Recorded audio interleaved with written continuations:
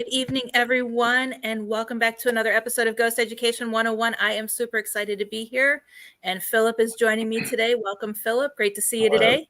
Good to see you too. Yep. And can you believe this is our second to last show of the year?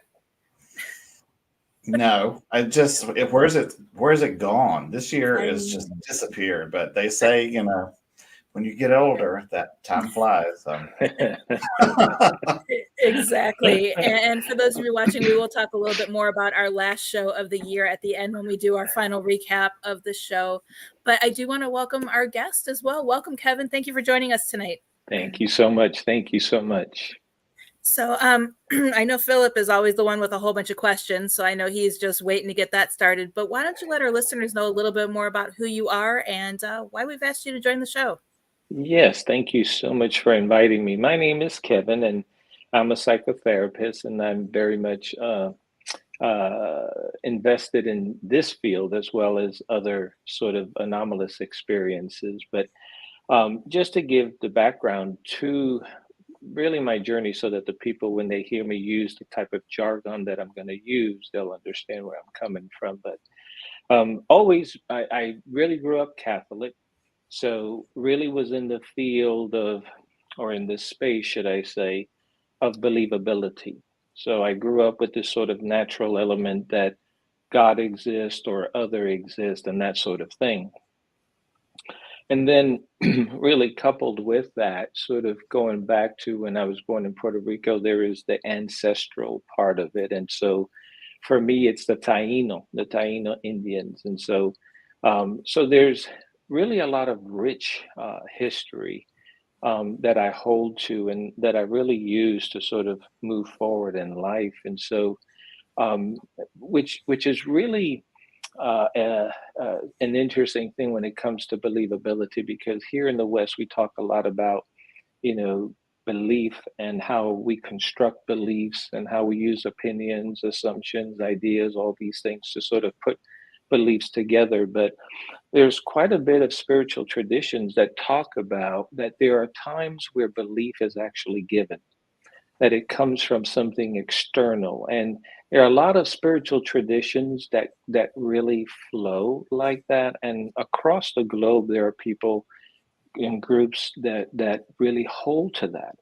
And just to give you an example, I'll make reference sometimes to the Bible, and you'll understand why. But in the Bible, for example, they have a story of Jesus who would talk in parables, and so he was asked, "Why do you talk in parables?" And he said, "So that people will hear and not understand." And so there's this sort of paradox and counterintuitive kind of process when it comes to that. And then when it comes to UAP type stuff, you hear about downloads, that all of a sudden a person is sort of fixated or very hungry or strong in passion about something that they once weren't. And now I say that because in the parapsychological community, you hear a lot about the construction of belief and how to really weigh out evidence. But if we do cross referencing or cross cultural type studies with other groups from other places, it is likely that they may encounter this because there'll be people that'll say, we believe, but we want to move on from that. We want to sort of investigate now, what does it mean? And we're in the place of always weighing things out, which is understandable and it has its profit. But nevertheless, to kind of jump back to where I'm supposed to be.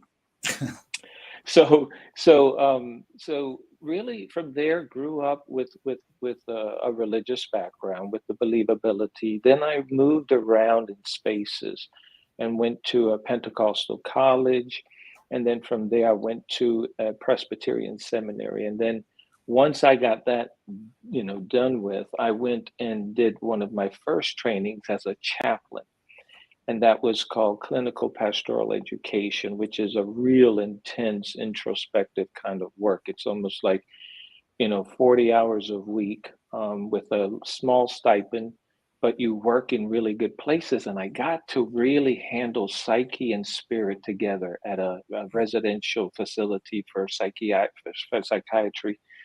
Fascinating to see how the mind worked. And so then from there, um, I went, and it's a very, very intense program. Very different from anything like volunteer chaplain because you really, really work with supervisors, individual supervision, that sort of thing.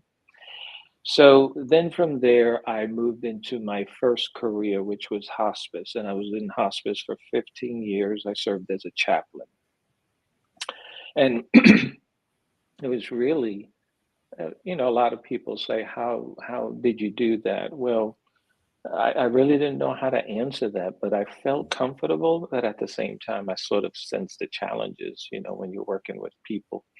And so that, along with some personal loss, really gave me a very strong existential kind of forum, and a lens by which I look at life, which really has a place that I don't hear too much of, but I think it's implied in a lot of anomalous experiences, so whether we're talking about after life communications or whether we're talking about paranormal or just even near death experiences, there's this element of finality and then what next, which is always a mystery.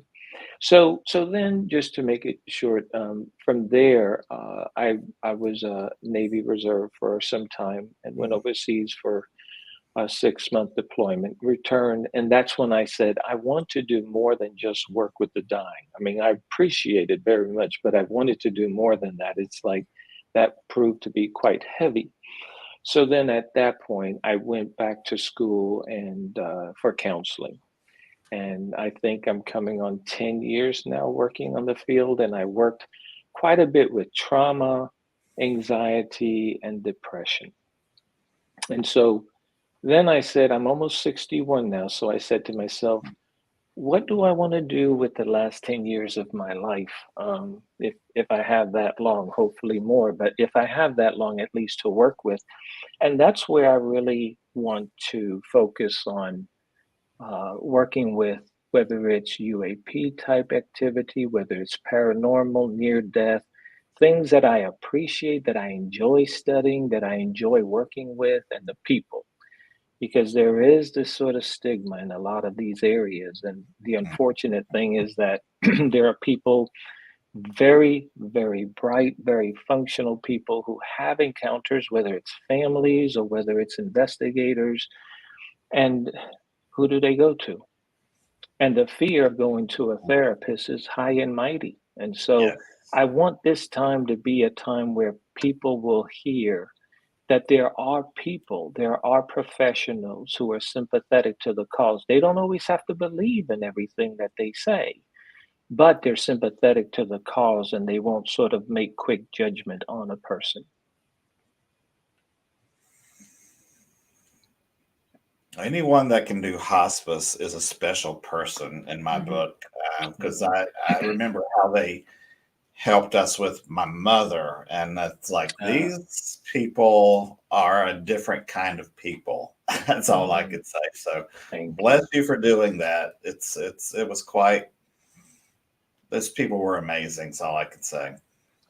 I'm glad you had a good experience. It's a very good field. A lot of people, very, very good people who Mhm. take care of those who are transitioning. Yes. So they taught me quite a bit, and I'm talking about the patients. And Mhm. so then in moving into like the whole field of the paranormal and anomalous experiences, you know, I focused on how it wasn't so much like how do you apply skills to address trauma, depression, and anxiety, Mhm. because that comes, it feels very natural to me to work in that area. The question became how to educate people, and sort of validate their experience, because I'm very phenomenological. That's why I sort of gave you my background, not so much because I take things and push them along a religious or a spiritual perspective, although spirituality is important to me. But there's a sense of honoring the human experience and the meaning making of things. Mhm. And something that I think is very, very important for, the clients that you work with, because whether or not it's naturally explained, the point is that that experience, what they felt, what they experienced, has to be validated, has to be somehow embraced, so that they Yes. can then integrate it into their lives. And if it's the conclusion is, that noise you heard really was something to do with what was going on, we detected that this was or whether it was we can't explain it, somehow being able to really embrace that experience and the person Mhm. Hmm. is so vital. But going back to the trauma, I was thinking about really a couple of areas, and I want the viewers to know that, this, of course, this isn't psychotherapy, and it doesn't take the place of, say, an agreed upon treatment between them and a psychotherapist or Mhm. professional.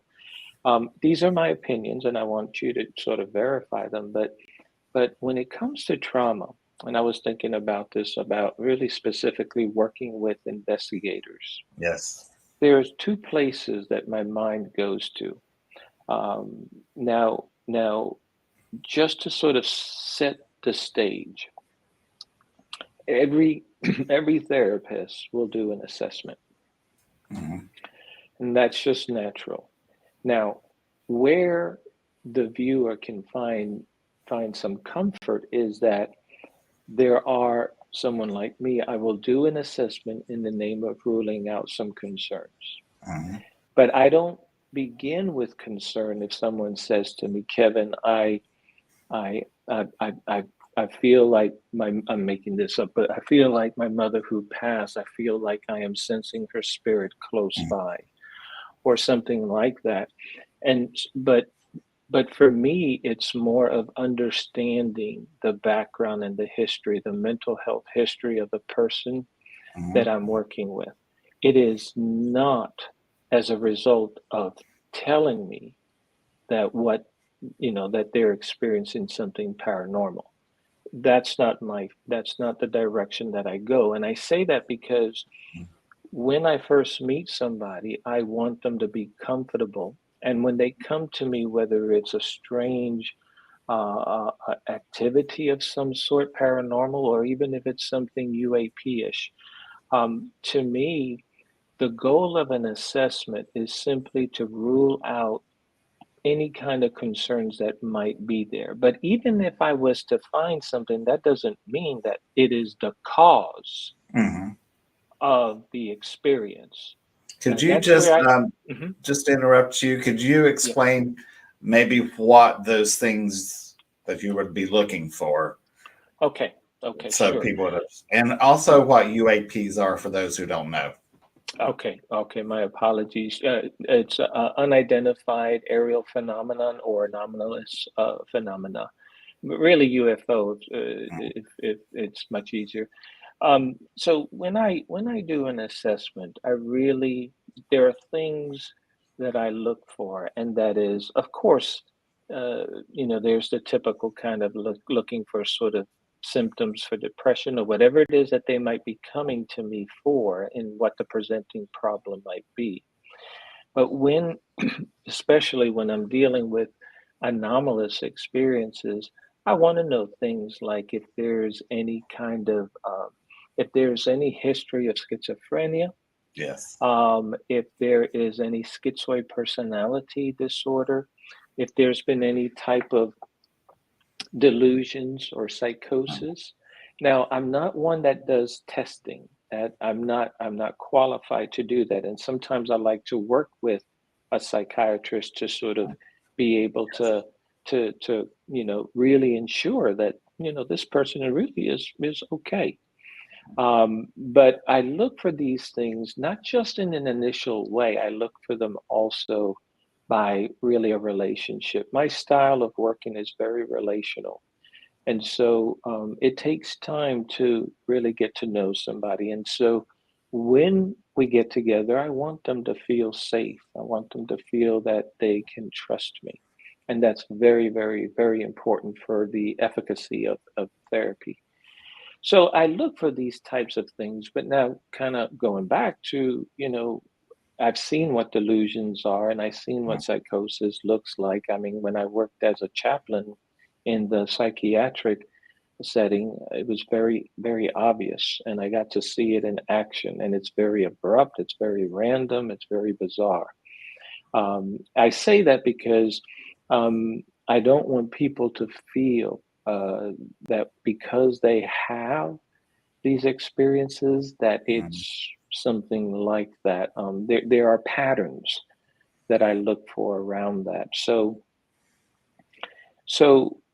and some of it is really ongoing because you can't look at somebody for 10 minutes and then just make No, judgment. So no. for me, it's really the relationship. And I've met some beautiful people, very, very beautiful people, functioning, bright, no signs of that, no signs of any concern, but yet they have a story to tell. Mhm. And so once we reach that point, and I'm open with them and I let them know I hear you, and I let them know this is why I do what I do. Once we get this through, we can kind of really focus on the story. And so then the story begins. Mm. And my job at that point is to be able to, number one, validate the story, watch how they digest the story, and then understand how they can integrate the story. Now, I say story, I don't mean it in a fiction sense. I Yeah, just yeah, narrative sure. story, I use those interchangeably. But the goal is to be able to really help them to integrate their stories because whether you're talking about paranormal activity, whether you're talking about UFO phenomenon, whether you're talking about near death experiences, all of those have a sense of bizarre. And just because they're bizarre doesn't mean it's not real, but there's a bizarreness to it that makes them quite difficult to adjust into this everyday life. And so you have everything from coming to this, coming back to the daily living with these stories in your heart and in your mind, trying to make sense of them. Some pieces might, some pieces might not, and then interacting with a culture that either denies the experience or makes fun of the experience or ridicules the experience. And so it's important to really help a person to hold their experience, feel comfortable and confident in their experience, whatever it is, and also to be able to then integrate that their stories. There's so Um, many people that would, um, the majority, I'm going to say the majority of therapists and psychotherapists and psychiatrists, let's say I have a visitation dream from a loved one who just passed, and and it and it can be an actual visitation, but you go to a therapist and you tell them your story of what happened, and the majority are going to say you haven't grieved properly, you haven't accepted their death. They're going to totally disregard that it could be the person coming to visit, and that in itself could create a trauma to the person that happened to, because yeah. it could actually have happened and been real, but the therapist absolutely does not believe in any of that because maybe Right. their scientific background or mind, they can't accept that. And that's where I think what you do is so important, because there's people that, the people that we interview for cases, they know we're not judging them. We're not thinking they're crazy. Mhm. For the majority, there are some that we can spot right away that have issues, Yeah. but knowing that they can talk to us and we're not going to say, oh yeah, you're crazy because you saw a ghost in your house. Right. It's so important that people can have someone who's going to not just say, no, this happened because you haven't done this correctly yet. Mhm. And that's just sad. That's just really And sad. that's Yeah. exactly what they told me when I was seeing my grandfather at 17. He had passed Mhm. 11 plus years prior, Mhm. and I was sent to a school psychiatrist, one after another. And they're all like, you haven't grieved properly. And even back then, I'm like, but this was 11 plus years ago. What do you mean I haven't grieved properly? Yeah, Mhm. exactly. Mhm. It saddens me to hear that. It's, it is important for the field of psychotherapy to to expand. But I think, there you will find some who do not believe in it, and I've heard stories like what you just shared, Heather, and I hate it. But this is where I want to give the viewers hope, and that is that they're not all like that, and that even if you can find somebody who is sympathetic, they don't even have to believe in it. But if they can suspend their judgment and not draw quickly and say it is some sort of a diagnosis, if they can just slow down enough to be able to really keep weighing things out, um, it can pay dividends to someone. So I tell people, it's not like they have to believe in everything, but as long as they can give you that safe place to share your story and not to, so that the person doesn't feel, oh, what are you writing there? What are you going to do? You're going to diagnose me with something. And I tell them, also, and this is also a good sign for me about, how about their mental health, their well-being, and that is, I want, I always share with clients that it's important to have an openness to what, the therapist, the sympathetic therapist, is going to say about, because there are times, not so much that the stories are caused by some diagnosis like depression or anxiety or even trauma, right? But these factors, depression, anxiety, and trauma, can influence how you hold a story, how you experience the story, how you digest the story. And so this becomes a whole nother field of working with the client, because it's important for them to be able to have some of that flexibility. And and if I spot fixation, that is sort of a little bit of a sign for me, because it's important for someone to say, sort of like what we all do, we have experiences.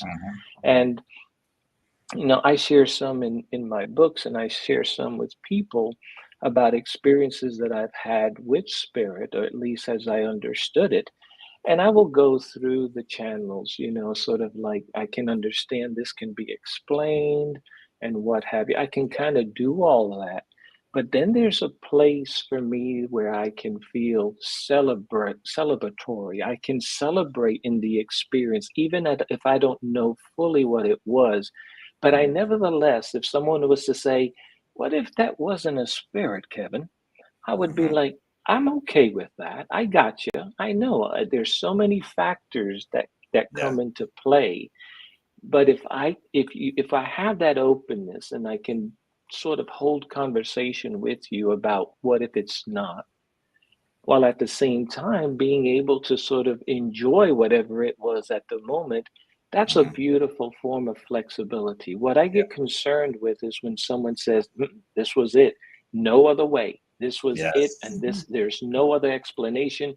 And if you say that, and they get mad, I get concerned with that, because Yes. there's got to be room for flexibility. And when people are, and I've seen this when in my chaplain days as well, and as well as in counseling, but when people are in a place of delusion and even psychosis, you don't see that flexibility. Yes. And It's very fixed, very obsessive. Yes. just fascinating. Yeah, it is. I know. I love it. Don't you? It's great. I do. There's so many avenues we can go from here. I'm trying to narrow this down and find a direction to go in, but I'm like, okay, we go here. Do you have anything? We definitely need to rebook him for another episode. Yeah, because it's like, the trauma. Okay, so I mean, I have friends in the paranormal, and the paranormal is their passion, like myself, who also go to therapy and have felt uncomfortable even disclosing to the therapist Yeah. what they do, because of fear of, oh, they're going to think I'm crazy, or judgment. And you just don't know. The therapist could probably, may say, oh, absolutely, let's explore this. Or, it's just the fear of that judgment, of that unknown, especially dealing with paranormal, because people look at us like we're a bunch of nuts as it is for what we're doing and what we believe in. Right. So that's, I mean, I've been to therapists before, and we do have a quick question if we want to use that to help guide where the conversation goes. How do you personally try to get the client to pursue help if they seem inflexible on the possibility of them experience a psychotic episode? So repeat that one. It's right there before me, and I have to put my glasses on to see it. Hold on. How do you personally try to get the client to pursue help if they seem inflexible? A lot of that, for me, the people that come, we all sort of have a presentation on our websites or whatever about how, the type of people that we want to help and that kind of thing, whether it's, men, whether it's depression. My experience, I have not encountered that too much. There have been a few times where I encountered that kind of inflexibility, and when that is in place and when that's active, it is quite difficult to work through. And so, so it's important. Really, it's important to kind of take different action, which means just being able to somehow maintain as calm as possible and try to sort of just listen. And so for me, when I have an opportunity or an ability to sort of move in and help, because lots of times people want to be heard. Now, I'm thinking of more extreme terms where it's like really unmanageable, but that was very few and far and in between. Lots of times when it comes to the flexibility, it really is about establishing the relationship. And I'm so big on that, and that means trust and safety. They have to feel, and I have had people who won't open up to me for a while, and then I initiate the questions, and then I discover what they believe, and they are very relieved, very relieved. And so now for me, I pretty much have made things open, and people know what I focus on, and even on some of my forms, I ask questions that will help a person to know where I'm coming from. I'll ask, for example, have you ever had a near-death experience?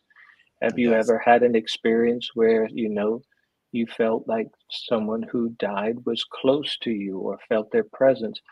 You know, to me, it's always great information to know, but it's also my way of conveying to a person that, It's opening the door. I'm with you. Yeah, I'm with you.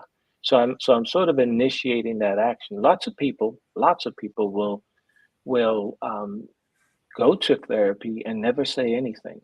And they can get the help that they need for whatever it is they're going for, but they will not tell about, Kevin, I've wondered about a past life experience or something like that. And so, and because I opened it up, they shared. Otherwise, they wouldn't have shared. If someone's in the middle of a psychotic episode, I'm not a therapist, I'm not trained, but they're irrational at that time and they cannot be reasoned with. So you need to wait until that episode has calmed and that they can think clearly before they become flexible to look at other, reasons for what's going on.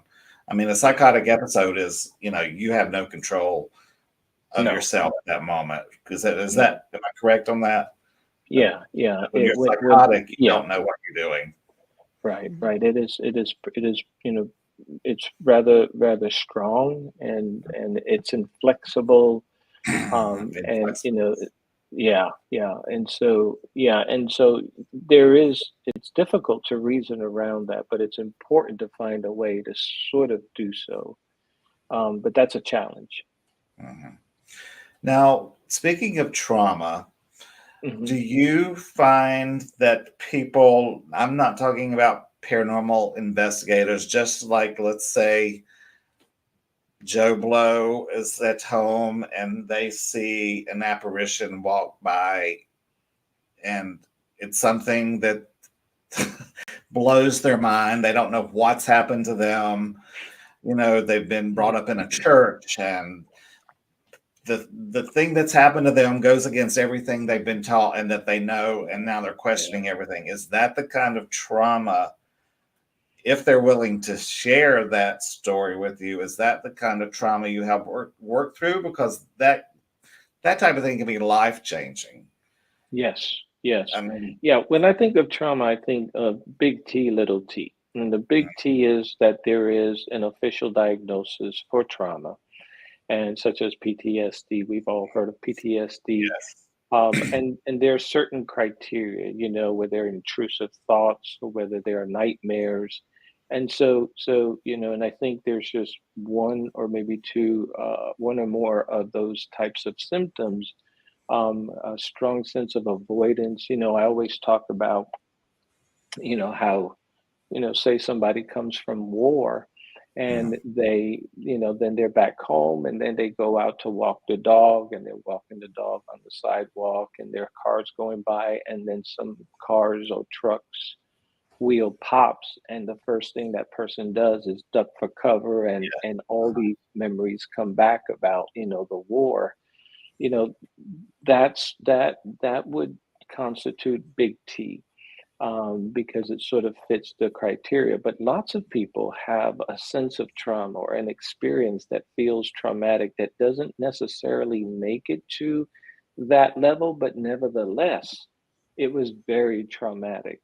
Yes. And so I say that because there are people that really have experienced some painful things, and they may not have intrusive thoughts, they may not have nightmares, but Mhm. that experience changed their life. And Yes. what you just mentioned, Philip, is one example, and that's very much around how it changed everything, worldview. I mean, that's huge. This is why I Mhm. find it so important to help integrate the story, because when something like that happens and it changes your life, it's not you don't live in an isolated world. Mhm. You're going to act different, you're going to behave different, you're going to see the world differently, and you have a partner, you have maybe children, you have people in your job, and you're going to change. And when that happens and people understand why, Mhm. well, then that's a whole nother ball game. but Yes. but especially around, I find that working with really some of the spiritual pieces that people encounter, like if they grew up in a church or something, and then they have an experience that says otherwise. I mean, Yes. you see some of that in some of the near death experiences where Mhm. people talk about that you know they had a very different experience than what they grew up in, whether it was a Yes. church, a synagogue, or what have you. And so that in itself can be very traumatic in a sense, because when you deal with spiritual concepts and convictions, and when you deal, and it isn't just like it's just, okay, I believed in this Santa Claus and now I don't, kind of thing. um, I personally know what it's like to move from a place of having a strong conviction. And this was part of my journey before I left Christianity. I Mhm. believed in the Bible as the Word of God, I Mhm. believed in Jesus. And when you think of all these things of heaven and hell, and then you look at the Bible, and one day you're like, what if this isn't the Oh, there way I is. thought it was? Yeah. Yeah. And so I felt the change. I felt the fear. I Mhm. felt the confusion of it all. But I felt like I was going in the direction I needed to go. But then we're surrounded in a culture that says, this is the right way. Yeah. Mhm. And so there's lots of pieces to unfold, and just coming to terms with some of those transitions and some of those changes can be painful and involves grieving. Mhm. So And there's those, always. Mhm. let's say a Christian person has something like this happen to them. The first thing, if they tell anyone, well, that's demonic, that's the devil, that's wrong, it's bad, Yeah, judgment right away. yeah, And we yeah, deal a lot with that in the paranormal. When I tell people, their cabinet doors are flying open, I said that doesn't mean that it's evil. It means right. it's the only way they can get your attention. It could be a loved one, it could be a family member, so Hmm. it's that Hmm. judgment of this shouldn't be happening, so it's evil and it's wrong and it's demonic. Right, right. Mhm. I've even heard that from people with a Catholic background as well. Mhm, And mhm, especially the whole thing about demonology. I mean, if you grow up, whether it's a Catholic or the Christian, you're going to hear about angels and demons and what mhm, have you. What I have found is that people who have a sort of a conviction that, on demonology, for example, mhm, I find that they have been or are very closely associated with either Catholicism or Christianity. And the reason why I say that is, I mean, I can see a lot of the pieces. I've been in studied religions for so much, but I can see the pieces. But it's not that hard to find. What I mhm. find interesting is that, and where I feel that that is sort of a mistake when it comes to the paranormal, is that the terms that are being used, demonology, are very much concepts that have been long held and created by the church and Yeah. not often challenged. Mhm, And so people talk about, and so people talk angels and demons, but I have known of people who work with demons, and that it is nothing like what you hear. mhm. Some people have worked with, they call them divine intelligences, and there's a woman by the name of S. Connolly who has really done a real fantastic job, I think, in really talking about divine intelligences. And see, what's important to do is it's important to strip away the concepts that have been given to us about these Yes. entities. Because if you come in with the angle of, the demon is this, and I read it in the Bible, and this is what the church says, well, you're associating that with demons, and so it takes on a life of its own. And so what happens is, people are not really, if you look at sometimes that sometimes in history demons are used for healing, and sometimes angels are very destructive. It's the Mhm. opposite, if you want to really look at it that way. And so but the point about it all, especially when it comes to the paranormal, that if you move into the space, into someone's home, and that is the approach that you take, it can be very frightening for a Yes. lot of folks, including the families that you're serving. Mhm, But it also, to me, what makes me sad around that is I have a very my model of working with spirit or apparition is really to I sort of see myself as a counselor with them.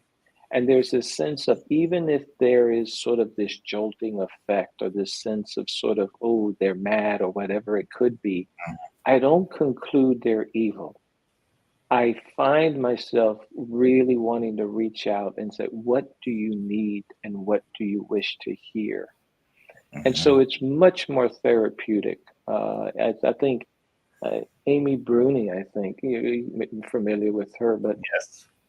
I read her book, and she really holds to that concept, and I find it um, so honoring to work with spirit. And Mhm. if a person feels that they need to take measures of protection that they feel are going to serve them, then that's fine, because it's Sure. important to have boundaries. It's Mhm. important to have boundaries with people. It's important to have boundaries with spirit. Yes. But when, once that is passed, uh, it's so important to have an openness and an open mind when working with an apparition, as opposed to making these really harsh conclusions, Yes. that really are not fair. Mhm.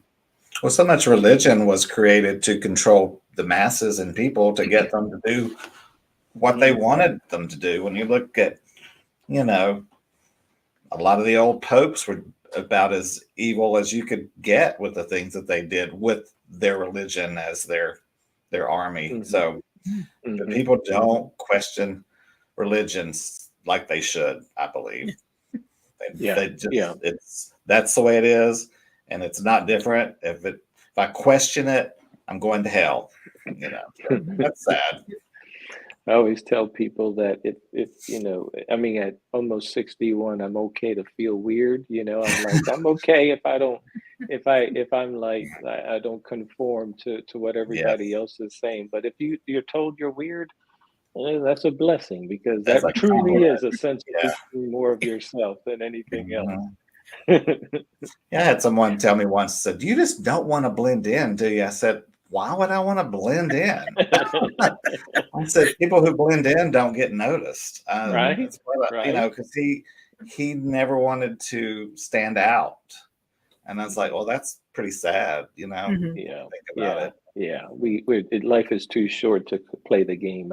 It's Amen. almost like you do what you want to do and be happy with yourself and move forward. Yes. And if it's helping people, more power to you. But now Mhm. the thing of trauma that's very interesting. I was thinking about this because I want to honor your inquiry about, with investigators. Mhm. If it's important for an investigator to know him or herself, Yes. and this is true, especially when it comes to trauma, especially I'm thinking now childhood trauma, early trauma that it happened outside of the Mhm. investigation. And it's important to understand, you know, if they had an experience, how that experience impacted their life. Just Mhm. because it may have happened 20 years ago doesn't mean it's gone away. Mhm. And hopefully they have gotten help. But if they haven't, all the more reason to do so. Not because you're broken and need fixing, but because it's important to understand how the psyche works. Just like I shared about the guy walking the dog and hears a tire pop, and just, the memories of all this horror stuff come back.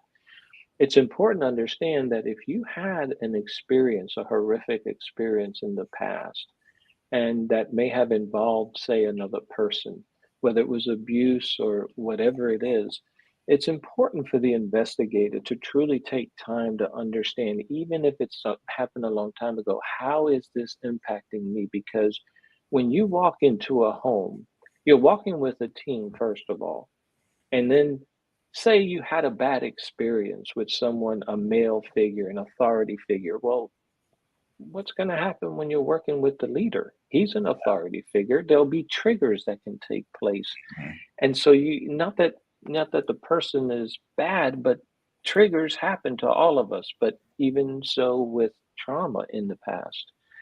But then when you walk in and you're dealing with family, things, triggers can take place. And so it's important to understand how you don't have to relive it, but with someone's help, a professional, you can be able to put it in perspective and then understand how it works. Mhm. Not that it is your story, your entire story, but it is a part of your story. And so it's important to know, because sometimes that experience might cause you to really pursue certain needs that you have, Yes. or you might have certain fears, or you might shy away some folks, who remind you of the person, or something that may have happened. And so it's important to understand you're no longer there, but the mind can really play havoc with you if you don't have that kind of stuff in perspective.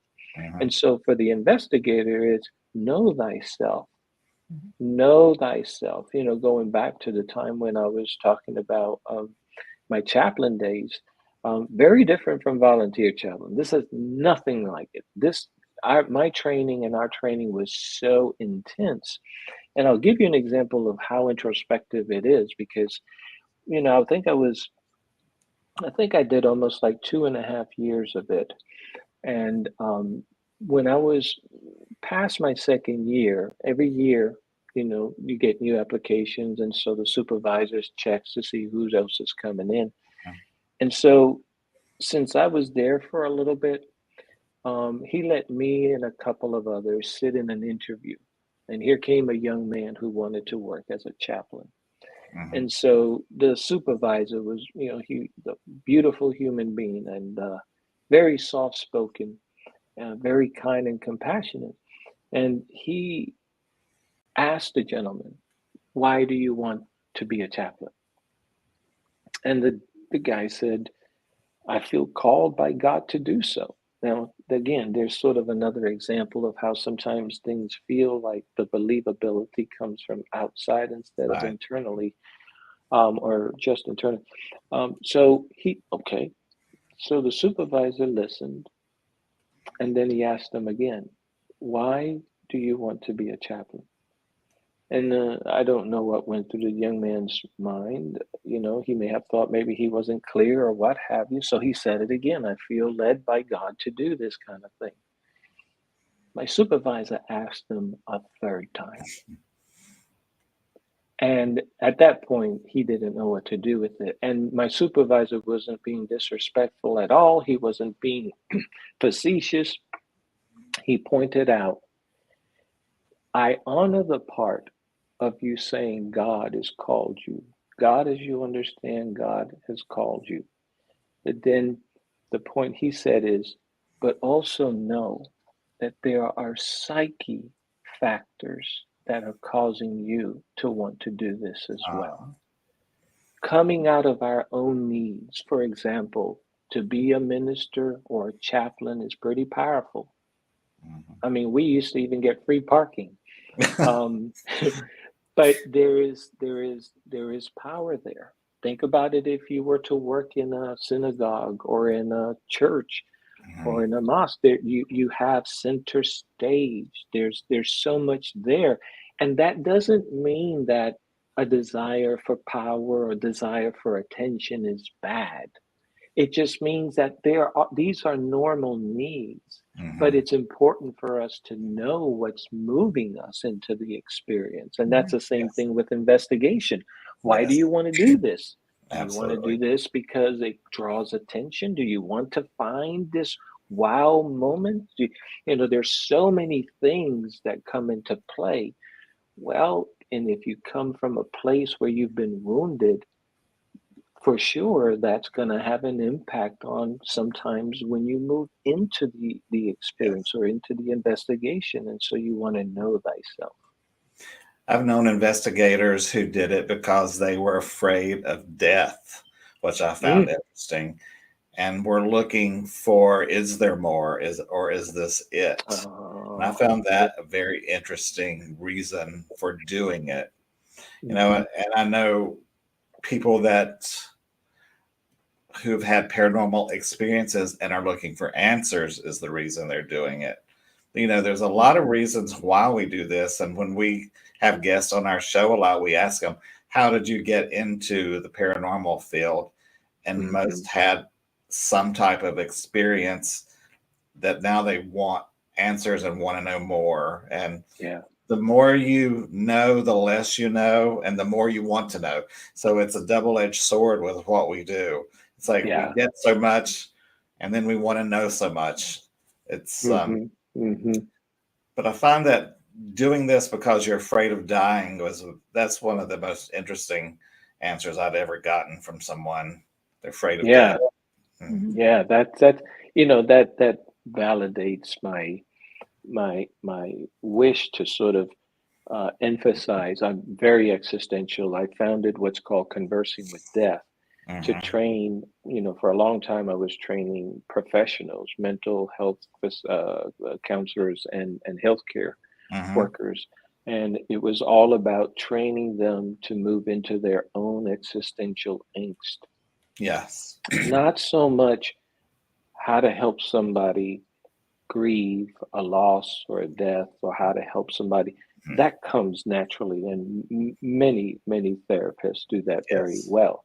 But this was more about how to turn the eyes inward to hear that Mhm. angst about, oh my, because when you think about it, to know, see, it's one thing, people go, yeah, I know I'm going to die. Mhm. Like, it's nothing.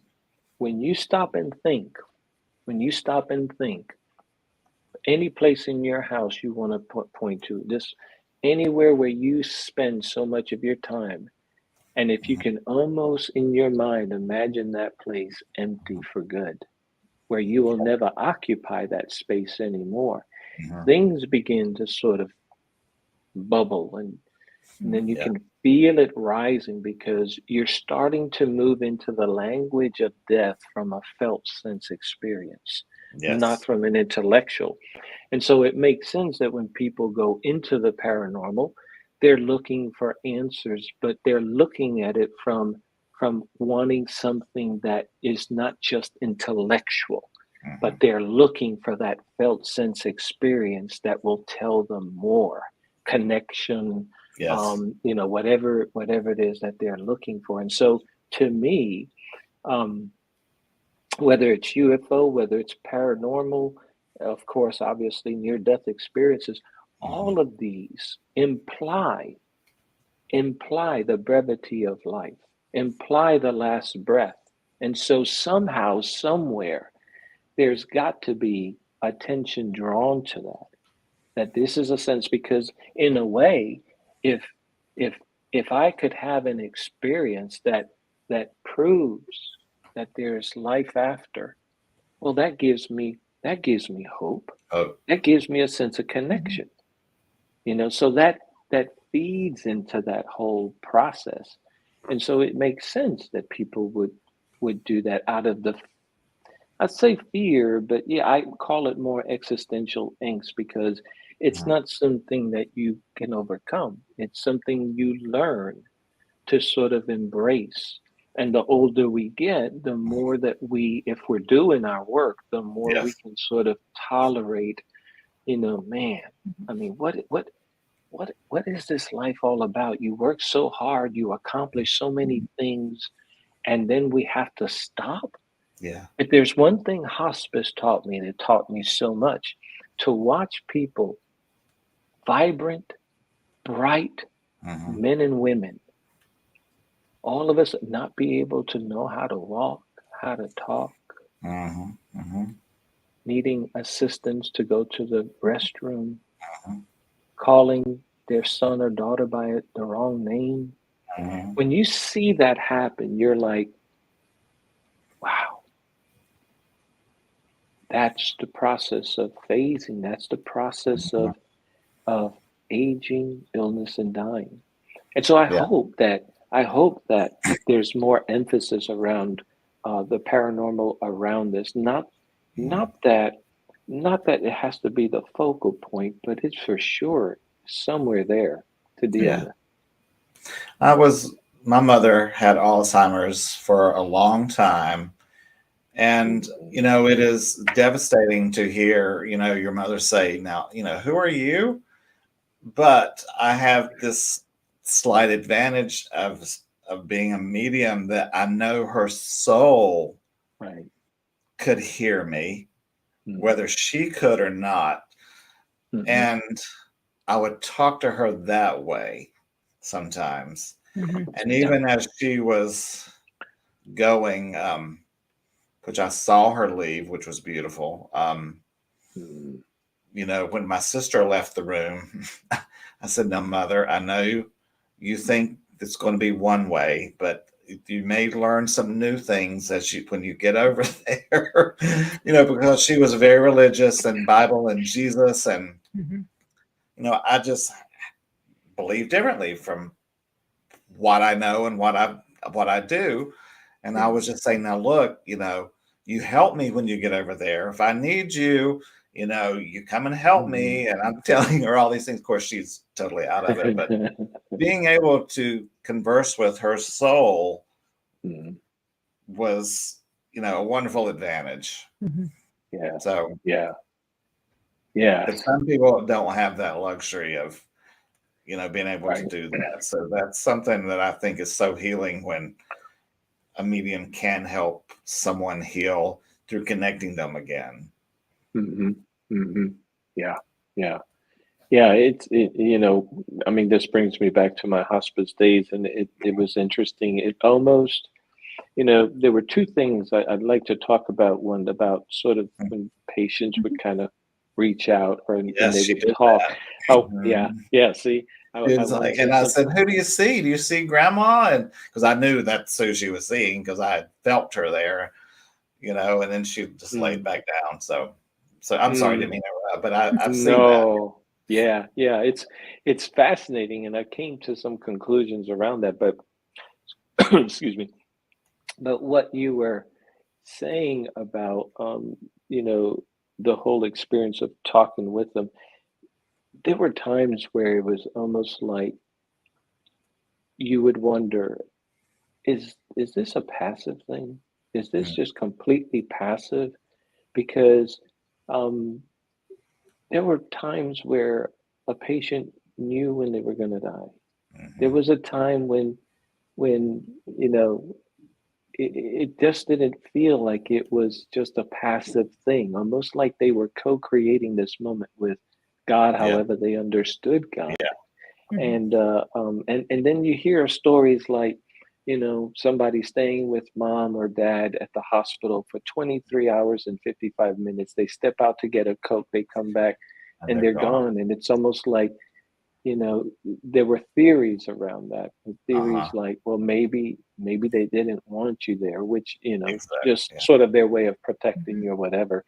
But it was interesting to to see how people left. Mhm. But this whole thing about reaching, I found so fascinating because there were three things that I noticed based on me seeing that. See, in hospice, that's very routine. We Mm, see that in the public; they may not hear about it as much, but we saw that. And of course, some in the medical community would say it's a hallucination type state. yes, the brain But shutting what down. yeah. But I I didn't see that kind of stuff when I worked in the hospital with stroke patients and cancer patients, but I saw it in hospice. And so it was interesting because what I found was number one, the person when they would be reaching or the name they would be calling um, was someone they knew. Mhm, It wasn't a random name. It was someone mhm. they knew. And we would sometimes get that more often get that verified by families because sometimes the patient couldn't really talk with us. They'd just be doing this thing. Um, the other thing was that most of the time, I want to be conservative because I can't think of a time when I saw it differently, but most of the time, the person they called was deceased. Yeah, yeah. It wasn't like a name of Mm. somebody that, was still alive. And again, the families would often verify that. They say, yeah, Granny's been gone for a long Uh-huh. time, or yeah, Tom, her husband, has been Yeah. gone for about 5 years. And then the other thing was that it often proved comforting. Mhm. It was such a So, comforting experience. So it's almost like when that was happening, it was hard to just. I felt it would cheapen the experience to just call it hallucination. And it's mm, interesting how many people can have the same hallucination. But it was beautiful to watch how comforting it was. And here's the one point that I couldn't, back in the days when I was doing this, I wasn't documenting like, because I studied this stuff from a different perspective now. But back in the days, um, it was interesting to see how close, like, when they were doing this sort of thing mhm, or mhm. calling or talking, it seemed, and other staff that I worked with and that I know of today would tell me that it seems to happen when they're really getting close to dying. Yes. Because Uh, see, when you're in hospice, it doesn't mean you're going to die right away. yeah. Yeah. I worked with patients who were in hospice for over a year, maybe Yeah. over a year and a half and 2 years, and Mhm. but it seemed to happen as Right. it was really, It really was my close. mother. Yeah. Yeah, Mhm. yeah. See, Yeah. It did. Yeah. It was right before she started going. Mhm. mm-hmm, mm-hmm. Yeah, yeah. It's fascinating. Now, what you mentioned about sometimes they wait till their loved ones are out of the room. Like my mom, she was hanging on, and we couldn't figure out why. Yeah. Because she had wanted to go along. So the hospice person said, maybe she wants you not to be here, because we were there 24/7 for days. Mhm. I was there constantly. Yeah, yeah. So I said, well, should we like run home and shower and come back and see if so that's what we did. I said, all right, let's go. I said, we'll tell her we're leaving, that if she, needs to go while we're gone, it's okay, blah, blah, blah. We both left, came home about an hour and a half later. Nope, she was still there. So I was like, well, that didn't work. So, we just stayed till the end. So, but it's interesting you said that I've heard that sometimes as soon as the Hmm. family goes out of the room, they're gone. Mhm. Yeah, yeah, yeah. It's fascinating. Sometimes it panned out that way. Yeah. Mhm. Got a Yeah, and question? we do have a couple questions, but I do have one question before we continue. Hmm. From my personal experience, of course, I've been seeing my grandfather since I was 17, but I was already seeing medical professionals and some counselors. I was diagnosed stage 5 kidney failure just out of the blue. And my grandfather had come to me in a dream one night, and then I woke up and he was next to my bed rubbing my arm, and he had said to me that it wasn't my time yet. And then instantly, like almost overnight, in the course of less than a year, I was completely out of any type of kidney disease. Wow. So have you had any experiences or having, Wow. counsel people that were like thinking their life was over and then had a family member almost like they interfered and stopped it from happening? Wow. I cannot say that I have. That's truly fascinating. I tell you,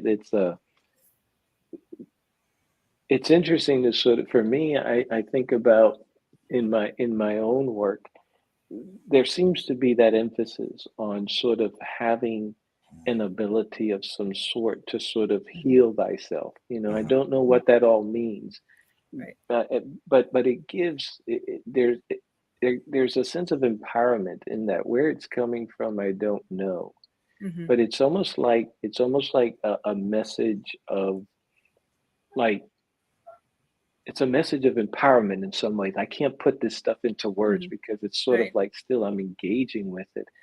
But that to me is fascinating to Yeah, and hear. the doctors have no clue what happened. It was like 6 months into it. I was doing the pity party. Oh my God, my life is over. What am I going to do? My son's only 13. Oh, How am I going to get through this? And then I had that dream. And within 6 months of that, I, was bumped to stage 3.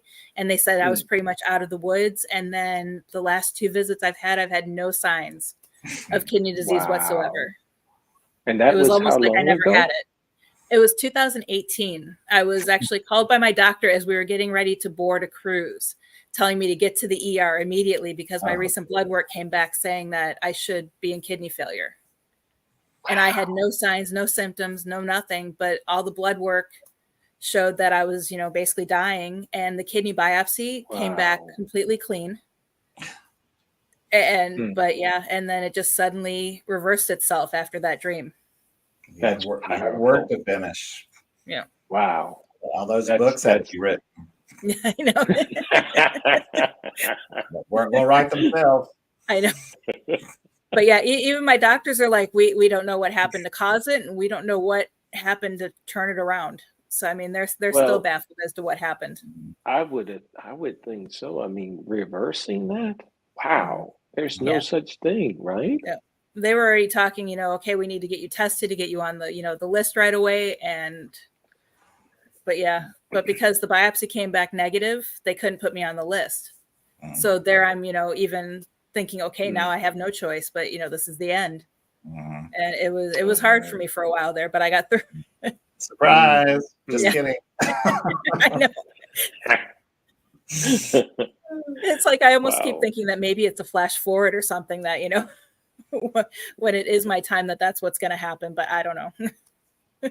Well, but that you had that experience is, I mean, that's just, you can't even fathom that. Yeah. Well, we look to spirit for healing through Reiki healers. They're channeling the energy from the original source and spirit going through them and healing. So he just did it one-on-one, just directly. He says, skip the healer. I'm going to come do it myself. Yeah, it's like, I ain't got time to waste. Let's just do it. Yep. That is incredible. What questions do you have for him? We did have a couple. We had Amy asked earlier, do you see most of this inflexibility in the cases of grief where people have lost loved ones? She sees a lot of people looking for their images in flames, dust orbs, basically pareidolia, and it sounds like a lack of closure. Do you see most of this inflexibility in cases of grief? When it comes to loved ones, I don't see the inflexibility around the grief piece. There is, when I work with people who have lost a loved one, really there's nothing going on in terms of inflexibility. They simply, have their wishes of what they wish to hear, whether it's connect with them. But they seem flexible to me. They seem flexible to whether it's to whatever experience happens for them, whether they can connect with them or if they can't connect with them. But I don't see if the inflexibility is in reference to what we were talking about earlier about like delusions and psychosis. There, I don't see that kind of stuff around them. Now, maybe in the beginning stages, there's lots where when the emotions are very strong, there could be some degree of inflexibility, which is different than what we were talking about earlier. But for me, again, I work in a very relational way. I don't consider myself a solution focused therapist. I don't consider myself as somebody who, gives a lot of homework and what have you. I'm very relational.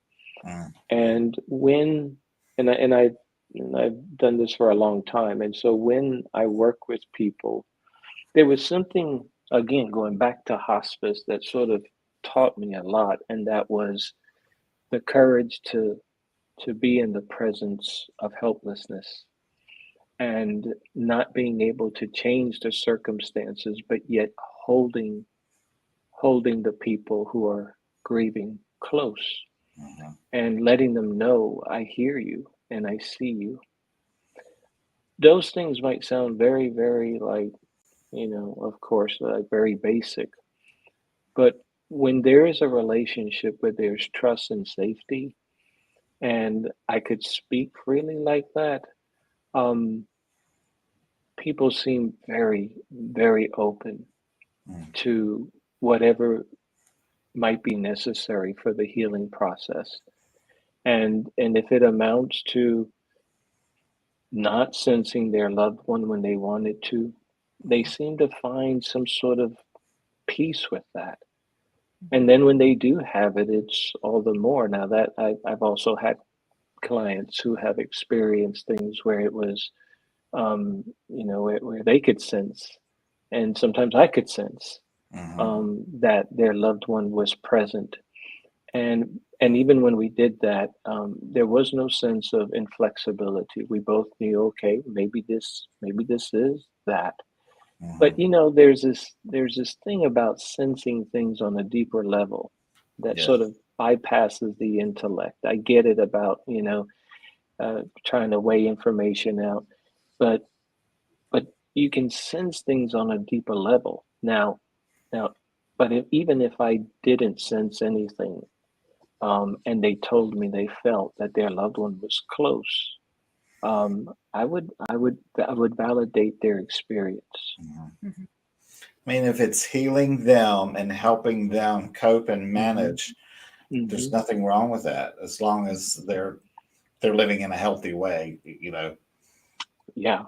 Mhm. Right. Yeah. Yeah. There's no sign of concern or anything like that. It's But healing yes. better. Mm-hmm. Yeah. Mhm. Mm-hmm. Mm-hmm. Yeah. Okay. Yeah. And then Jerry had said, as a nurse, she's seen many patients leave their body. How do you let go of that angst?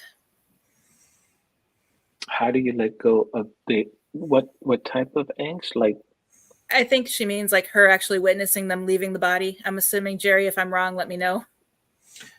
I mean, I would think, you see it so often, it can be emotionally draining on the caretakers. Mm-hmm. mm-hmm, mm-hmm. I mean, that's a lot to see it Yeah. often. Yeah. That to me, uh, Jerry, to me, I find that it almost leads me to think of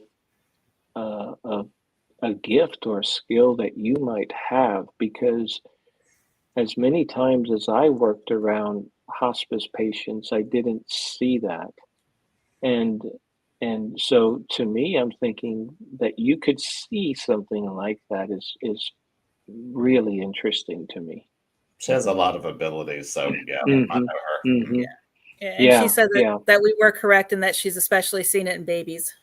yeah, yeah, yeah. Which That can to me is create trauma in itself for the caretakers that see that. exactly, exactly. That's what I was thinking. It's almost like, and that brings up another point, that when it comes to skills, whether it's mediumship, psychic, or whether it's being able to see things like that, that these things are both a blessing, but at the same time, they bring their challenges. And it's so important to be, it's sort of like what we do when we hear about, picking up energies Hmm. and people around us and that sort of thing, how overwhelming it can be. And so the question becomes, how can you uh, create a sense of well-being, a sense of balance, and a sense of grounding with these pieces, because they can be overwhelming.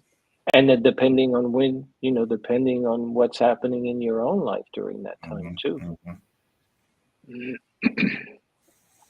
But investigators, we're looking for these experiences. We're looking for apparitions. We're looking to hear things, be touched, anything that we can do that helps us know that they're there.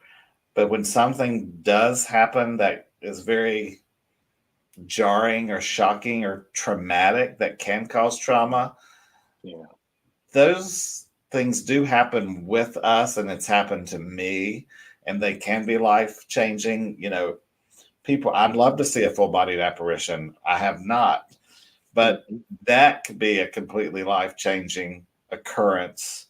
Even though I'm looking for it when it does happen, it could be. I know Heather has seen an apparition. It's so Now, cool. I know, but did that not change? I mean, it validates everything in the paranormal that you were looking for. Yep.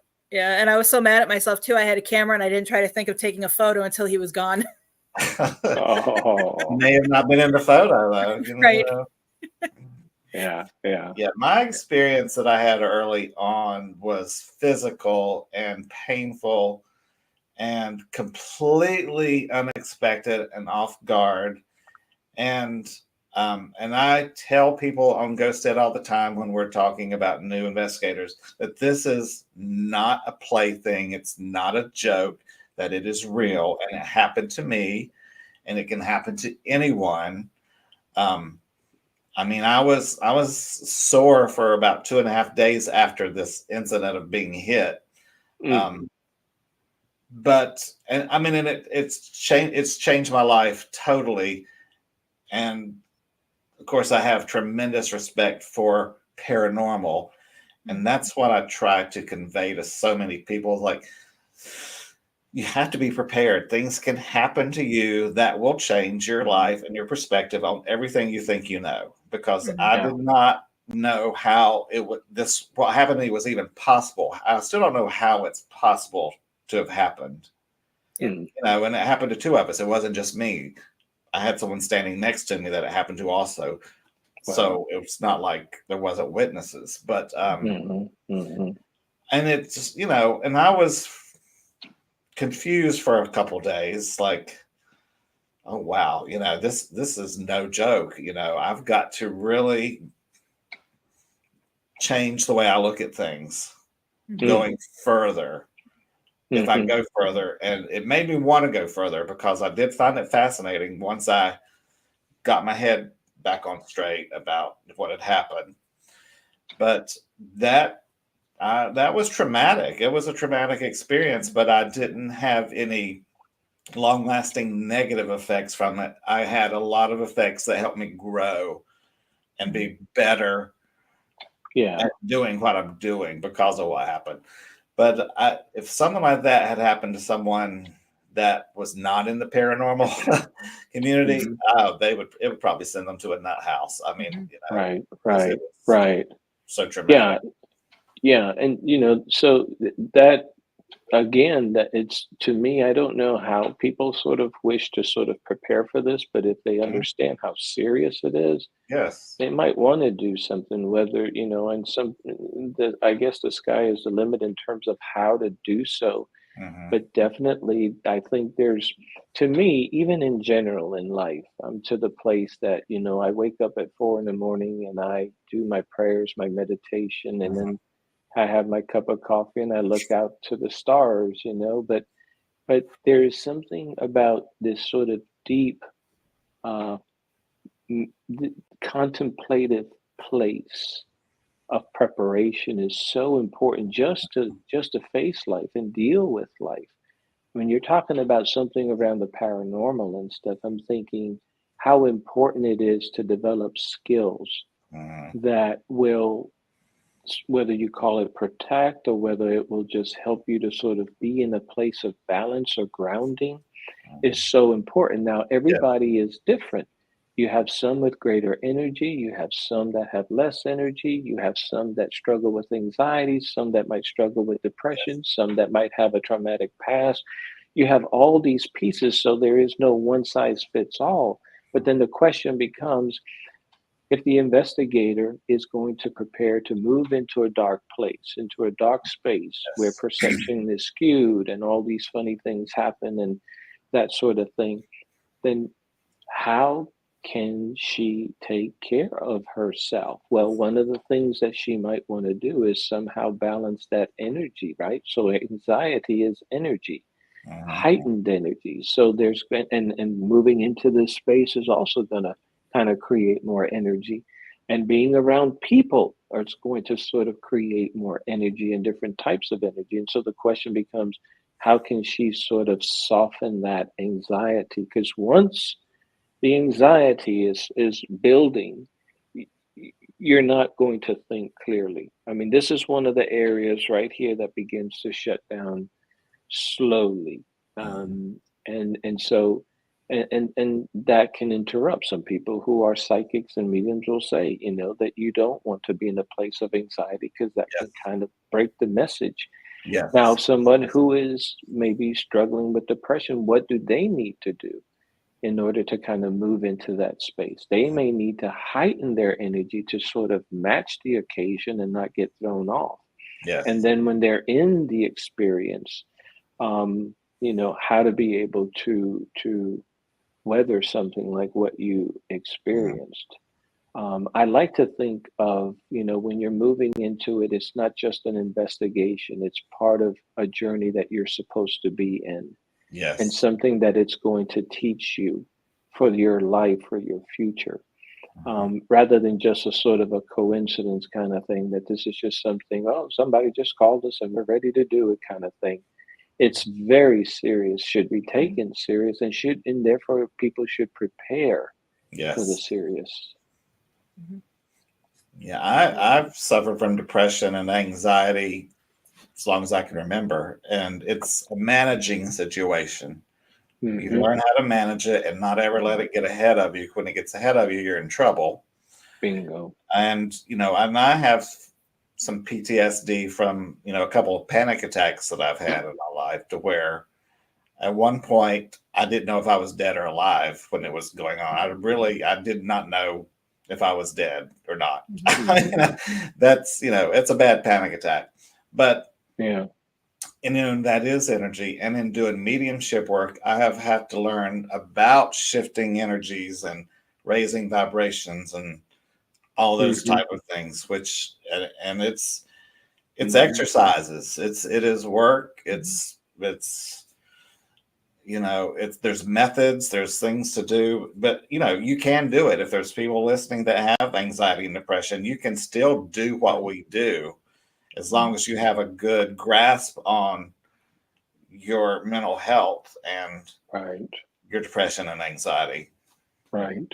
And I Right. think Yeah. there may even be an advantage, because if you can Hmm. recognize those energies of your depression and anxiety, it can be an advantage on how to physically and emotionally feel other energies. Mhm. Yes. It's Yeah. No, I spirit. agree with you. Hmm. And a lot of it is managing. I mean, Mhm. again, kind of going back, the older I get, the more that and I've seen this time and time again, it's like, it isn't about overcoming. These self-help books about how to overcome depression, how to overcome Yeah. anxiety in 3 steps, to me, forgive me, but I find it hogwash. What I have found when I have seen people, beautiful people, struggling with anxiety and depression, it is no small task. It's Mhm. very, very difficult and very real. And so the goal becomes not so much getting rid of, but how to Mhm. manage that, how to Yes. learn to manage anxiety, how to learn to manage depression, and anything else that a person might be struggling with. And there is a sort of a disappointment to that, because, when we go to the doc, we want to be healed. We want to get Mhm. rid of our stuff. We don't want to have something lingering. But I don't often find that that's the case, that people get over. It's more Yeah. often managing. And it's so important for someone, whether they're struggling with depression or anxiety, if they're getting into this field, to understand how those things work in their lives, just in Yes. general, Mhm. and how they work when they begin an investigation. Think about it. I mean, depression, and I'm not talking about, there's one thing, circumstantial depression. So you lose a loved one, you Yeah. get Yeah. depressed, got Mhm. that.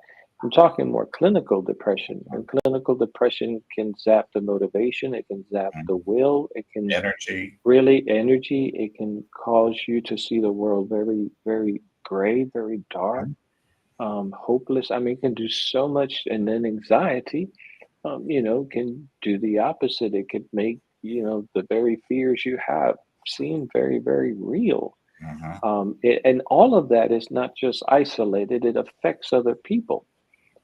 So, and of course, if you're with a team, it's going to affect the team. And so it's Yeah. important for people to just understand and know what that is about and what's struggling. And then if they can confide in the team, and the team Yeah. can be very respectful and confidential, they can understand, because there are limitations. This Yeah. is so important, whether it's trauma, depression, anxiety. It's you're more than that. I tell Mhm. people, you're more than your depression, you're more than your anxiety, you're more than the trauma. However, because of those things, respect your limitations, Mhm. respect them. That if there are certain things that will trigger you to become more anxious, respect that. If Mhm. depression is one of those things that really, when it hits you, it's like, take care of yourself, but respect the limitations. There are some places that you don't want to go. The Mhm. same with anxiety and the same with trauma. Yeah. You know, when I work with people who more in the mystic and esoteric field, you know, I tell people that if you had a real traumatic past where there was dissociation involved, I say to them, I say, you know, you can heal. And I've heard of people heal and get to the point Mhm. where they can really use their ability to, we call it dissociate, but I have to come up with a different word because every time we hear dissociation, it's more in the pathological sense. But there are people that can utilize what seems to be abilities that they that that was, you know, once not an ability. I mean, it was just used for survival skills, and now it's being used. It can be used in very constructive ways. But I tell people, I said, if you've gone through an experience where there's, say, dissociation, right, Mhm. and where people, you know, have such a horrendous experience that they need to somehow compartmentalize and break away and not feel, you know, and not feel anything. And so, but when I tell them, I say, even when you go through the healing process, you're an empowered human being once again. Mhm. You are more than that story, but also respect the limitations. And Yes. when I talk to them about, you know, the mystic and esoteric stuff, I say, you know, there are some practices or rituals that might encourage out of body experience or a perception of out of body experience. And so I say to them, you may not want to do that. Yes. You may want to respect your limitations and not go too far, which then opens the door to anger, grief, that they can't be able to go that same route. And I Yeah. get that. I get that. But it's important that they everyone, all of us understand the limitations that come with whether we have generalized anxiety, whether we have a moderate level of depression that comes and goes at certain times, or whether we've had trauma in our lives. We have to respect the limitations. That doesn't mean we are helpless. It doesn't mean we are powerless. It just means we respect the power thereof. Yes. We have to respect our limitations. I saw a perfect example of that of several years ago. A group of us had gone to a prison to investigate. Now, this is a very large, well-known prison, and one of the people that had gone had worked in a prison. Mm, And when he got in there and we're in the dark and investigating, he was being triggered there you go. and Yep. having a very hard time emotionally being in there and probably should have never gone in the first place. Mm-hmm. And Mm-hmm. he had to, like, I think he went, sat out in the car. So I just remember he was having a really hard time and he should have never gone into that situation in the first place. Maybe he did not know that it would trigger him into the way it did, but we all saw it, and it's like, Right. you know, Right. nothing we could do for him. I mean, you just need to go. You just need to get out. Yes. Yes. And so, see, that's where, in my, excuse me, in my mind, there is a sort of a map Mhm. in terms of, and this is something I don't know how, if this is done or how much this is done. But I think of a team getting ready to go in to have sort of like an ability to sort of have some sort of a consultation to where everybody knows where they're at, Yes. what is going on, where are they today? Wellness check. Yes. Yes. And then they go through their experience and then they come out, then that's another time to kind of be able to explore what happened. And you can hear the stories, whether it's, man, this was great and mighty, or man, I'm never going to do this again. I Yeah. had something happen to me, and that's so important. Hmm. It's so important to capture. But that would be such a beautiful map because that would have been, to me, I'm thinking, he didn't know. He was taken off guard. He didn't understand the concept of triggering, or maybe that he thought it would. What kind of thing would trigger me? I just worked there. But he didn't recognize Yes. the ability. how the mind works, and it took them off guard. And so, see, this is where I love to keep educating, investigators and helping them just to Yes. know thyself, respect and know thyself, know your strengths and know your limitations, and know how the mind works. Mhm. We had an investigator on our team a couple Right. years ago, and we were at a location, and it was a fun investigation. And someone was taking pictures. We like to take a lot of photographs, and she saw something in a photograph and said it was a demon, and it was crying and having this Mm, big drama scene. And I was like, you got to get a hold of yourself. First of all, there's nothing in that picture that's a demon. I don't know where you've come up with this idea, but if you're going to do this, you're going to have to get it together and be stronger than this. And mm, well, she's no longer on the team, but I don't know why she went straight to that's what it is. It's like yeah, that's yeah. that's not what we do as a team, but that's something that she needed to look at in herself to figure out why did she see this photo, and that's what it was. It's evil. It's bad. It's like there's nothing Hmm. in the picture. It's just a blurry, dark picture. Hmm. So Hmm. yeah, and I so Did you know like her background? Like, I mean, was there anything that sort of you think not might that have? would have done that, Okay.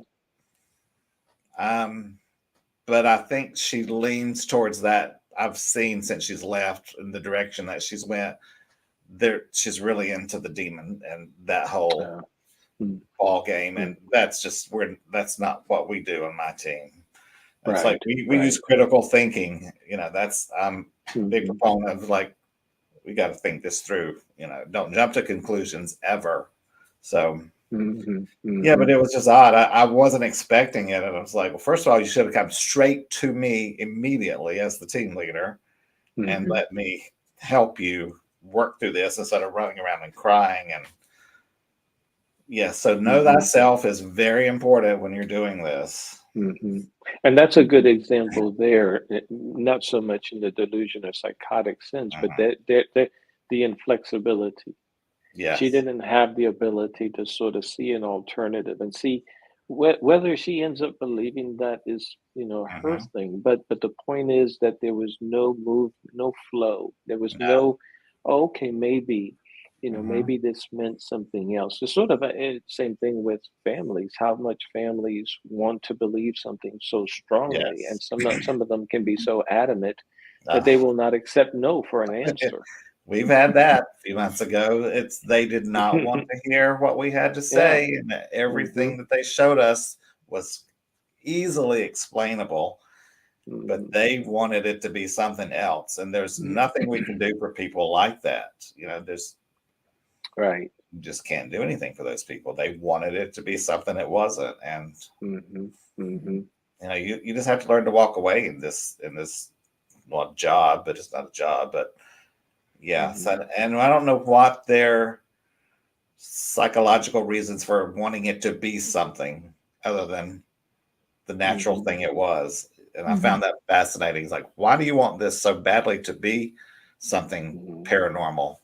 I Interesting, just, isn't it? yeah, You know, I that don't know. that that could raise a lot of speculation, Yeah, but people do. I mean, you hear of things whether it's they will get fame or whatever it is, or there could be a number of reasons for that kind of stuff. But I find that interesting when people Mhm. want to pursue and they don't have the ability to.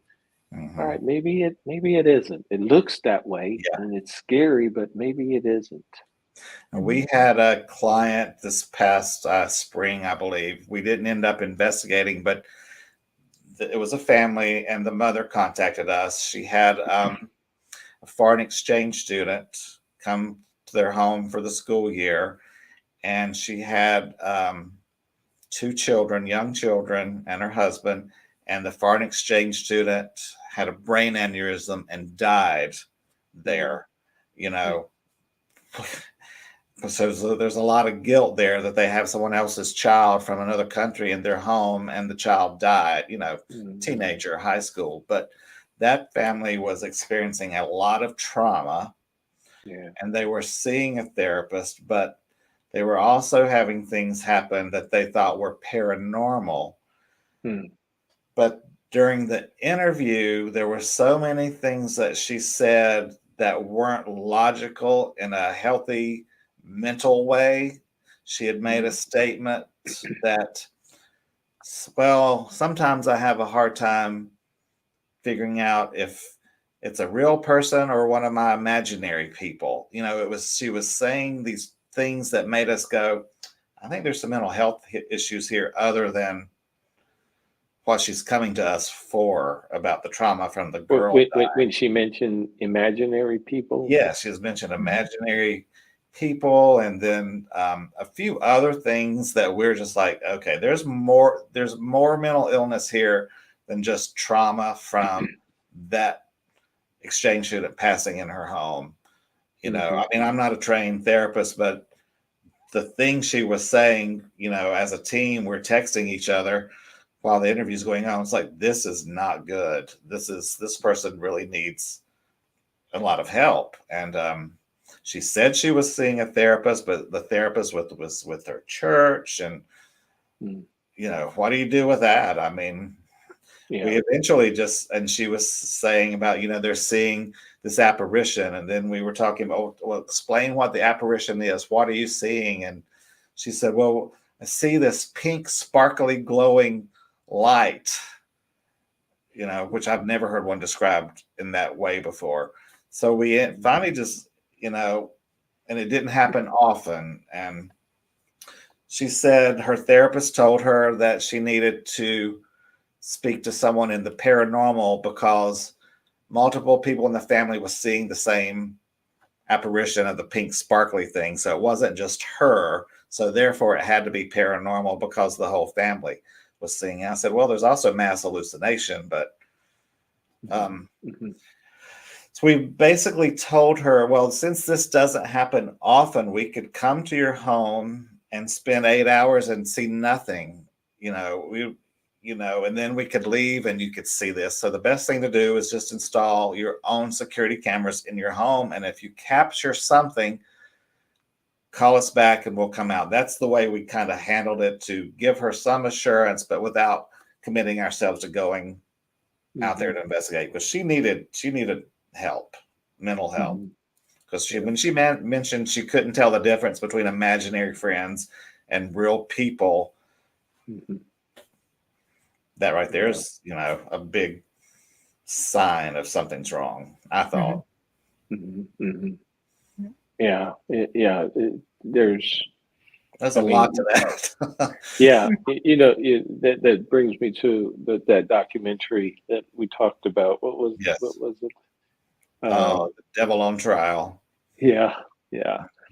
I mean, from the start, there was very little said about the family and the family dynamics. Very, Yes. very, very little, nada. Mhm.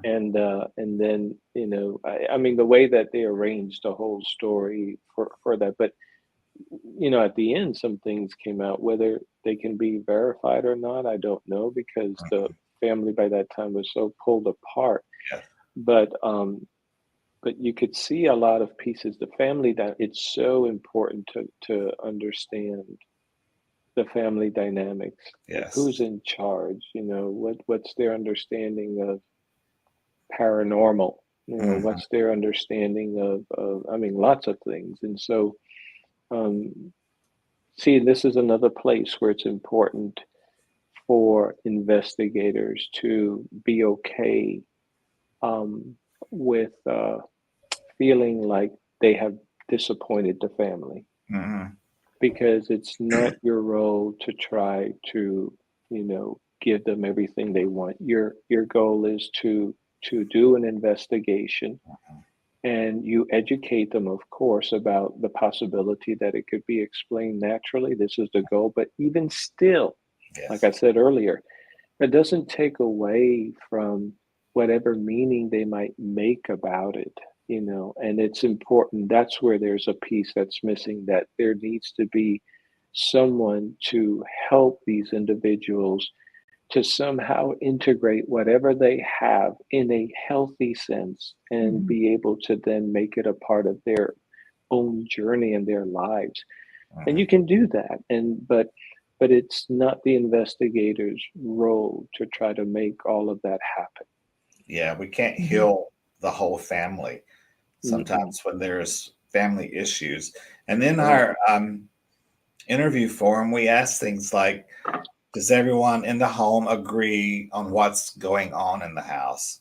You know, do you support each other and what you think is happening?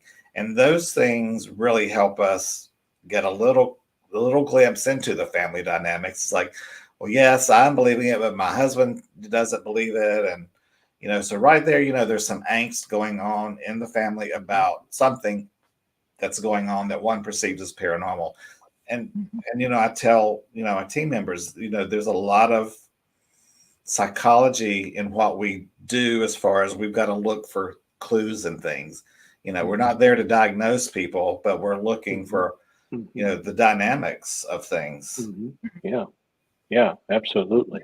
Absolutely. And if it's a poltergeist situation, which we've never run into, that's all about family dynamics and something going on with usually one individual in the family under severe stress, but we haven't come across that yet. And You haven't seen that? Yeah. Yeah. no, I've that's heard. a I've rare heard of. that's a Uh-huh. rare situation. I'd Mhm. love to see that, but it's rare. Okay. Yep. Okay. Yeah. That's that. Yeah. That's a whole interesting thing. I mean, I don't know if I'm fully convinced that it's always the unconscious, because sometimes I wonder if there may be more than that. But I know the parapsychological community has come to strong conclusions around it. Mhm.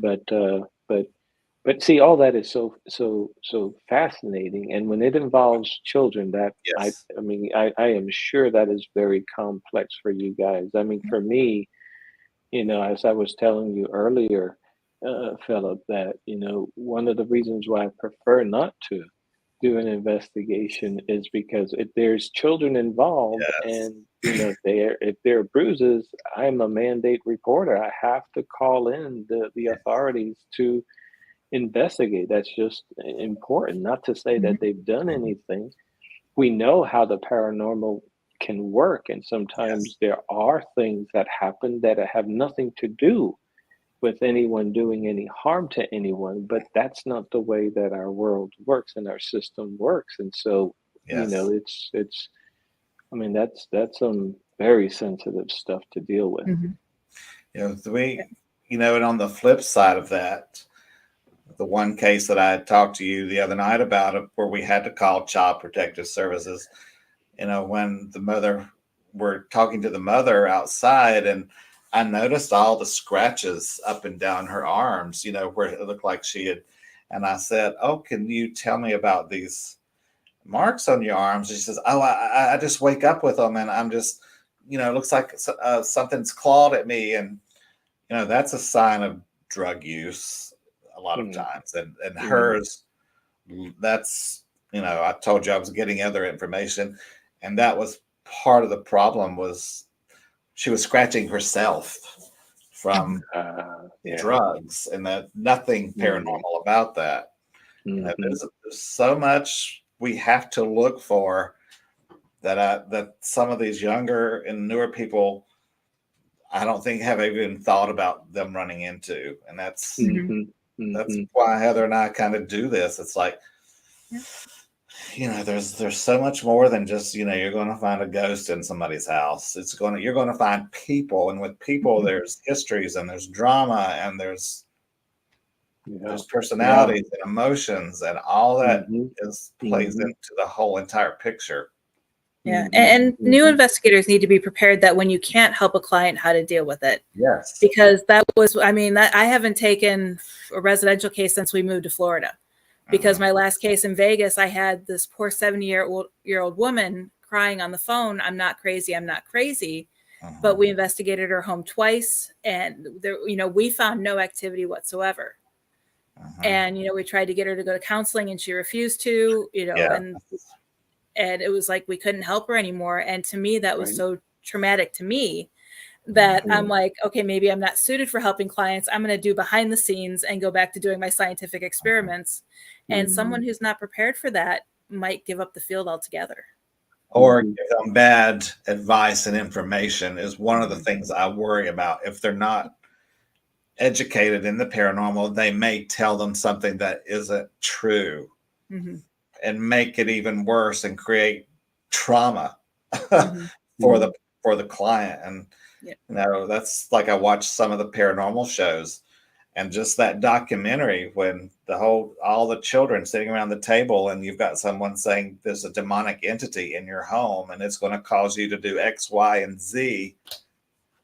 If I would have heard that as a 6-year-old sitting at the kitchen table in my house, I would have lost it, from my religious background growing up. If this man and woman says there's a demonic entity in your house, oh my God, the trauma that would have given me. I'd probably still be Mhm.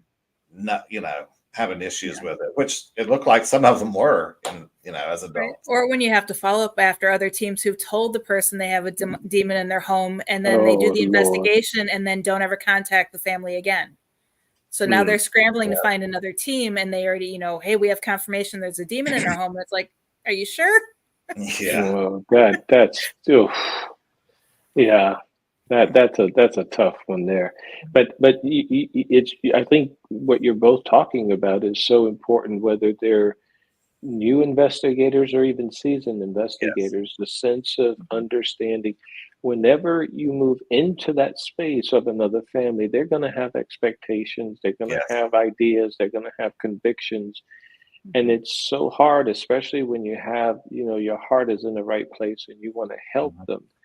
We caregivers like to go a little bit more beyond sometimes than we Yeah. need to. And it's so important to sort of set the boundaries. And so that's why sometimes it's okay to disappoint.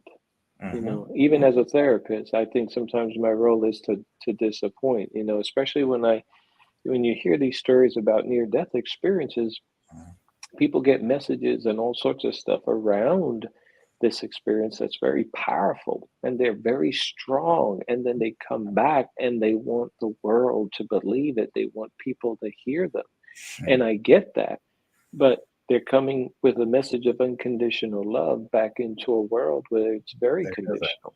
Mhm. And so, and I tell them, I say, sometimes I can't live by that. And I say that because chances are, that they're going to want me to believe the same things. And that brings up a whole nother conversation. How are you with people around you when they may not believe in the message that you have, or they just Yes. don't want to or can't live it? Because we're Mhm. very conditional in this world. And so you see how the dynamics are arranged after an experience. It's like they come back, and there's a sense of wanting people to understand, whether it's divine love or whether it's, something very important that we need to hear. But we're in a different world now. We're in a world where everything is conditional. And so people are going to experience it differently. And so here comes the person who had the experience. Now they're disappointed. And so when I share with them, I said, I don't I don't know how to relate to that because I can't live in an unconditional way. I'm very conditional. You love me, I love you. You hate me, I hate you. But there's a sense in which what happens when a person doesn't agree with you? What happens when a person cannot grasp the beautiful message that you have? Where does that put you? And think about that in the context of having a partner or children or family. Where do Mhm. you go if your wife doesn't hold to the same thing you do? Mhm. What do you pull away? Do you isolate? Where are you? What happens? Can you engage even when people say, I don't believe it? Mhm. And paranormal investigators deal with that with their own families. My family does not want to hear anything about it. They've never asked me about it. My sister asked me one time, "Do you ever get scared?" And I said, "Of course I do." But that's something we deal with. It's like Hmm. we just have to put things in boxes. I can speak about this with these people. I can't speak about it with these people, and some of those people Hmm. are our own families. So, and that's just Yes. something you have to cope and Like that's their beliefs, and this is my beliefs, and we can agree to disagree. Well, Just don't and that's a disrespect me, but yeah, and that's a place where it becomes one of the potential for feeling isolated or feeling alone. And then if you're struggling with depression, that can inflame the depression. So it's important to yes. find out that if you're in that situation, how can you sort of soften that so that it doesn't trigger the symptoms? And Mhm. that's very, very important. And having that support group, like my team, we have a group messenger chat that we can talk about things with each other that we can't talk about with other people.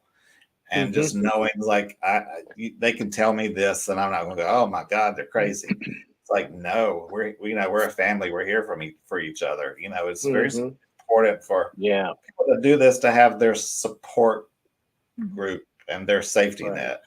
And I'm so right. glad that we have you as a person we can as a resource now. Because when I got Mhm. your first email, I'm like, oh my God, this is fantastic. An educated person in therapy that don't think we're nuts. Mhm. Yeah. Mhm. So Yeah, thank you you got that so right. much. It's like, and hopefully, if we run across clients that would be open to speaking to someone about their Hmm. situation, Hmm. I, I'm glad you're here for us that we can Yes, I refer think them. of you guys first and foremost, and I think you and I talked about that group that I'm trying to bring Yes, together, talk about that. a monthly group online for investigators. And I mean, I don't want no sort of, I'm not looking so much for like self-proclaimed kind of investigators. I want people who have taken it seriously, Mhm. who are Mhm. in a very healthy, reputable group, and who just want to find emotional support. It's not therapy, Mhm. but it's a place where you can come and talk about things that happen to you or that are happening to you. It's all about just maintaining that healthy balance. That's really Yes. what it boils Mhm. down to. And if you can send Heather the information, she will put it Mhm. on our Facebook page. Okay. Yep. Hmm. Also, for our people who watch this, we get a lot of viewers after the fact that will rewatch the video.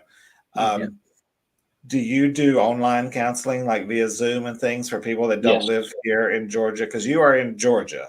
So, Yes. Yes. The way it runs right now is that I can do mentoring and consultation, with anybody, mhm. basically. But when it comes to counseling right now, I'm within the bounds of Georgia. Now, Okay. that may be expanding from, I guess, from just hearsay, it may be expanding by next year to other states. But I pretty much, when it comes to individual counseling, or couples counseling, it ranks within the context of therapy. It's within Georgia itself, but anywhere, because I mean, anywhere in Georgia is fine because I do online stuff. Do Mhm. you have referrals in other states for people that, in case, would you have, Not, you know? not much, but Okay. making contact with other folks in different places right now. Yeah, Okay. yeah, yeah. So if you send me somebody who is looking for somebody, depends who. I mean, in another state, Uh-huh. I may be able to make some connections, but not a whole lot right now. Okay. That's my, I Mhm.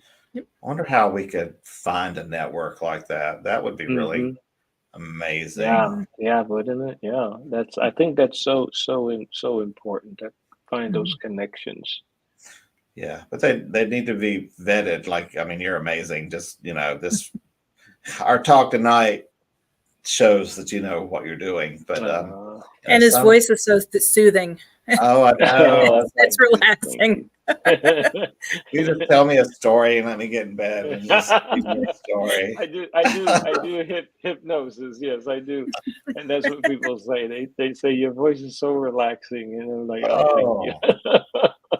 Oh, Oh, that's right. You do hypnosis. Maybe you could help me Yeah. with French fries and sugar. Oh, let me work on that. And I'm going to step a foot over the Florida Georgia border just so I could get help. Oh, you in Florida? You in Florida? You can Yeah, use we're my in dress. You can use my dress, Heather. okay. Oh wow, she's in Florida. What part of Florida again? If you take I-4 between Orlando and Tampa, we're right in the center of that. So we're Oh in the my Lakeland God. area. Oh, do you know that's where I went to college, Lakeland, Florida? No. It used to be called Southeastern College. Now it's Yep. called Southeastern University. Yep. Very Yeah. cool. Gosh, it's incredible how sometimes, I mean, it's like, wow. Yeah, I remember that. A Well, lot's thank you changed. guys. Yeah, I'm sure it has. I'm sure it has. But I want to We're thank you here. guys for, yeah, We're thank you for the opportunity and just to connect with you guys. It's really just to me, it's very delightful. And more than anything, I feel like you guys felt my sincerity around uh, your outreach and how I value that and how important it is for to really have a just taking good care of yourself, mind and Mhm. heart, Mhm. and know that there are people. I'm not the only one. There's probably more, but a lot of us stay under the radar. I guess at 60, Yes. 61, I'm sort of okay to step out a little bit because I think it's important. I Amen. love the people who are in the field in various anomalous experiences, and I just feel somebody's got to reach them, somebody's got to support them, and I want to be a part of that. Thank you. We're so glad you do. And then here's Mm. his website again if anyone wants to see it. I do have it in the comments further up, and then I will also share it on the our Facebook page as well. And I think I even might have it in the description for the YouTube video if you guys are watching on YouTube.